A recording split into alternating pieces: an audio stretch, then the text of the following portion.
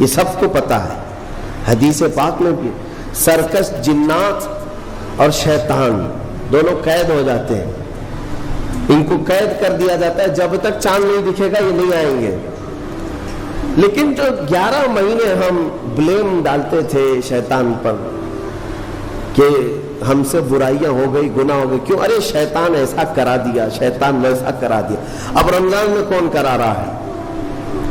شیطان تو ہے نہیں. پھر فجر میں سوتا کیوں ہے؟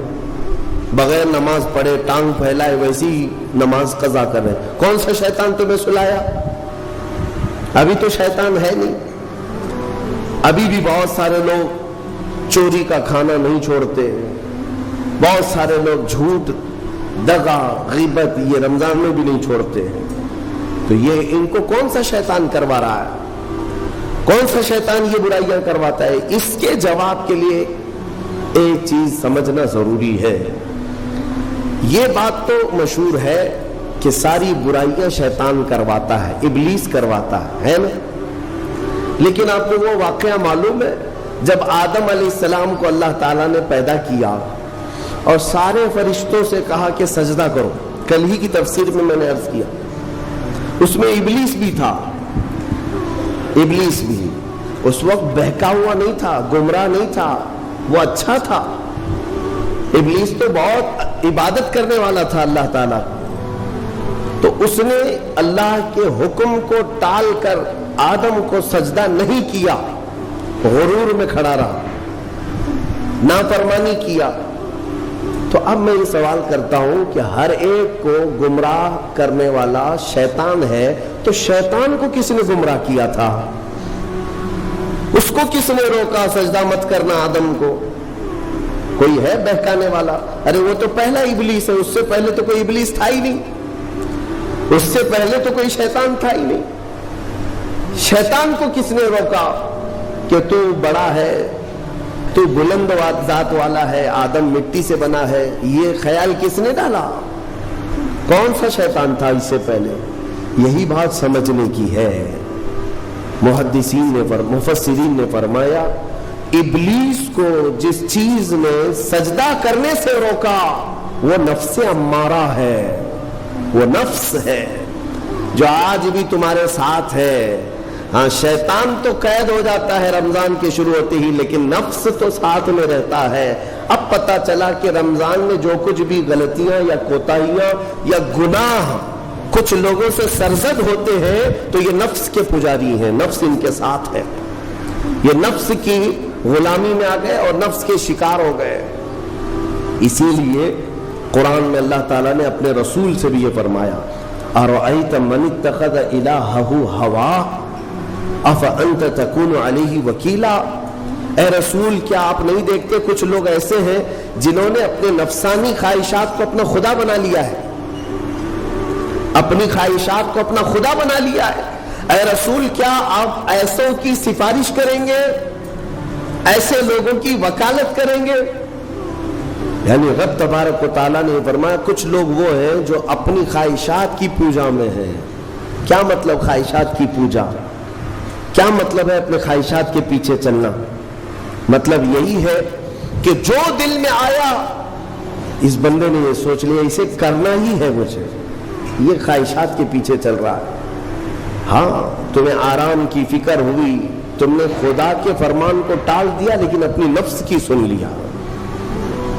اللہ تبارک و تعالیٰ کا حکم کچھ اور ہے لیکن تمہاری طبیعت کچھ اور چاہ رہی ہے. رب تبارک و تعالیٰ کا حکم تھا صبح صبح تمہیں اپنے گھر بلا رہا تھا لیکن تم نے اس کی نہیں سنی, اپنے من کی سنی, اپنے نفس کی. تو یہی تو ہوا نفس کی پوجا, یہی ہے نفس کی عبادت, نفس کی پرستش, جس کو قرآن میں کہا گیا ہے کہ کچھ لوگ ایسے ہیں جنہوں نے اپنی خواہشات کو خدا بنا لیا. یہ نفس امارہ جس کے بھی اوپر حاوی ہو جاتا ہے, اچھے اچھوں کو یہ ان کا تقوی بھسم کر دیتا ہے, ایمان سے بھی دور کر جاتا ہے. اس لیے میرے عزیزوں میں جو عرض کرنے جا رہا ہوں وہ یہ ہے کہ ہمارے لیے زندگی میں سب سے بڑا چیلنج اپنے نفس امارہ سے لڑنا. آپ کو پتا ہے رسول پاک صلی اللہ تعالیٰ علیہ وسلم ایک جہاد سے جب واپس مدینے تشریف لا رہے تھے، وہ جہاد بہت سخت تھا، صحابہ زخمی تھے، بہت گھمسان کی لڑائی ہوئی تھی، لیکن جب واپس مدینے آ رہے تھے تو میرے آقا نے ایک جملہ فرمایا تھا، رجعنا من الجہاد الاصغر الى الجہاد الاکبر، اے میرے صحابہ ہم چھوٹے جہاد سے بڑے جہاد کی طرف جا رہے ہیں۔ صحابہ نے پوچھا اس سے بڑا جہاد اب کون سا ہے یا رسول اللہ؟ میرے آقا صلی اللہ علیہ وسلم فرماتے ہیں، اے میرے صحابہ اپنے نفس سے لڑنا اب یہ بڑا جہاد ہے، نفس سے لڑنا بڑا جہاد ہے۔ میرے عزیزوں، یہ خواہشات کو ہی ختم کرنا ہو، اس نفس کو اگر کنٹرول میں لانا ہو تو کیا کرو گے؟ نفس امارہ سب کے پاس ہے، قرآن میں مولا فرماتا ہے وَمَا أُبَرِّئُ نَفْسِي إِنَّ النَّفْسَ لَأَمَّارَةٌ بِالسُّوءِ إِلَّا مَا رَحِمَ رَبِّي، کوئی اپنے نفس سے بچ نہیں پائے گا سوائے وہ شخص جس پر میرا رب رحم فرمائے۔ اللہ کا رحم جس پر ہو گیا وہ اپنے نفس سے بچ جائے گا۔ میں آپ کو ایک دعا بتاتا ہوں، حضور پاک صلی اللہ علیہ وسلم اگر دعا کرتے تھے تو اس سے آپ کو اندازہ ہو جائے گا کہ یہ کتنی امپورٹنٹ چیز میں آپ کے سامنے کہہ جا رہا ہوں۔ کون سی؟ حضور جب دعا کرتے تھے تو یوں کہتے تھے اللہ کی بارگاہ میں، اللہم لا تکلنی الی نفسی طرفۃ عین، اے اللہ تو مجھے میرے نفس کے حوالے ایک منٹ کے لیے بھی مت دینا، تو اپنی حفاظت میں رکھ۔ حضور جب یہ دعا کرتے تھے کہ مجھے میرے نفس کے حوالے ایک منٹ کے لیے، طرفۃ عین کہتے ہیں پلک جھپکنے کے برابر، اتنے ٹائم کے لیے بھی اے اللہ تو مجھے میرے نفس کے حوالے مت کرنا، تو اپنی حفاظت میں رکھ۔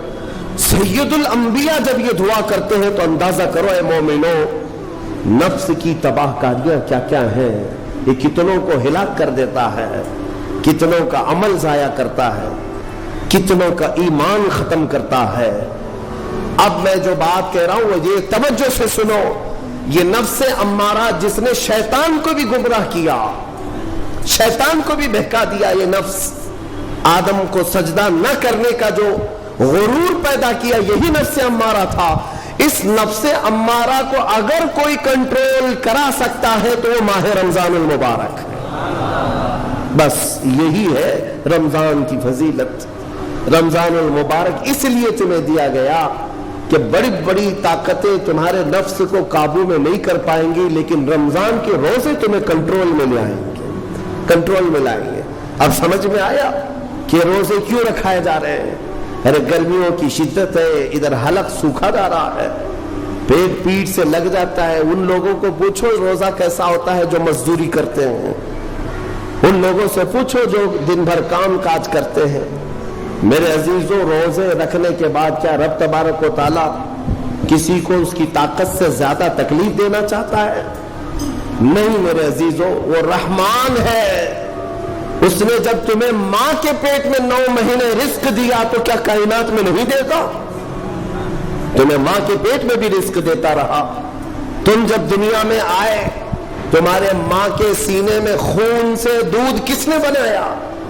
تمہارے رزق کا انتظام کرنے والا وہ خدا اگر تمہیں حکم دیتا ہے کہ صبح سے لے کر شام تک بھوکے رہو تو یہ اس کا ظلم نہیں بلکہ یہ عین کرم ہے، اللہ تبارک و تعالیٰ کا رحم ہے تم پر کہ وہ مولا ہماری اصلاح چاہتا ہے کہ ہمارے اندر تقوی آ جائے، جسم میں بھی اور روح میں بھی۔ اب ایک اور بات میں آپ کو بتا دوں، میں نے ایک بات پڑھی تھی نفس کے متعلق، یہ نفس امارہ، اسی لیے امام غزالی رحمۃ اللہ تعالیٰ علیہ نے فرمایا اللہ کی جو مخلوق ہے وہ 3 طرح کی ہے، ایک فرشتے، دوسرے انسان، تیسرے جانور۔ یہ 3 الگ الگ قسم کی مخلوق ہیں کیونکہ اللہ تعالیٰ نے تینوں کو جو چیزیں دی ہیں ان میں فرق ہے۔